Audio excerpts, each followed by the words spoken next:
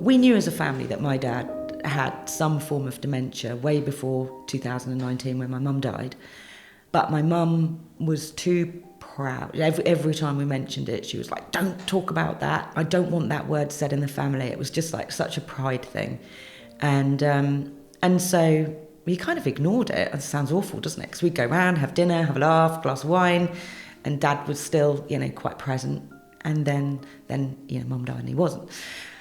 And so my dementia journey was one of, I started off just saying to Dad, listen to me, why can't you understand?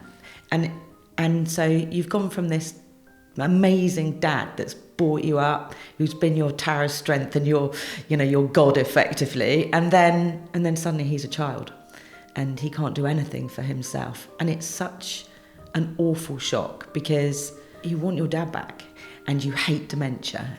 And it boils up all these horrendous emotions. And then you kind of get with the programme really quick because you've got no choice and you want to care and everything. And so I ended up reading, forums, reading, all this stuff. And it's great because you can educate yourself quite quickly. But literally, if you like, the boots on the ground experience is one of, it's very stressful, and it's stressful because it's sad.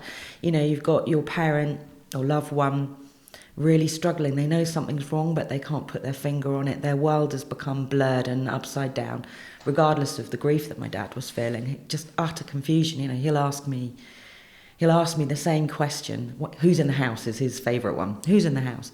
And he could ask that 50 times in half an hour. And the minute you show any stress about answering it, which in the early days I'd go, for God's sake, stop. I've just told you that. You can't help it. Your stress levels go through the roof because you're not used to having to do that, answering it each time as if it was the first time. You get used to it and you read more about it. And of course you soften down because you realise that it's not their fault, and they're trying to join the dots, but the dots don't join anymore. And it is, and I'd go to bed at night and cry because I felt so sad for my dad. But I also felt really sad for me as well. I'm not going to lie, it was quite a selfish experience as well because I felt, and still do, really guilty a lot of the time because I feel guilty sometimes that I've passed over the care. I feel guilty sometimes because I dread going round to Dad because I'm tired, I've had a busy week. And I think, oh gosh, I've got to sit there for 3 hours or something and I'm not really mentally in the right space. And then you hate yourself for being such a selfish person because Dad's in a much worse place. So the dementia journey, certainly when I was living at home all the time, was too much for one person. I mean, literally too much.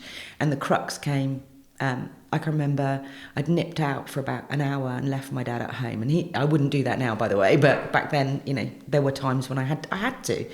And I was driving back down the road and he was stood at the bus stop in his dressing gown. And even now, I'm sorry, I'm going to tear up a little bit because, I just felt so irresponsible. But I realised I couldn't do it. And then I called you. Sorry, I'll gather myself. But it's heartbreaking even now. It's a hard journey, sorry. But it's easier because I've got wonderful people helping now. I'll stop talking for a moment, but it's tough. And I get anybody watching this,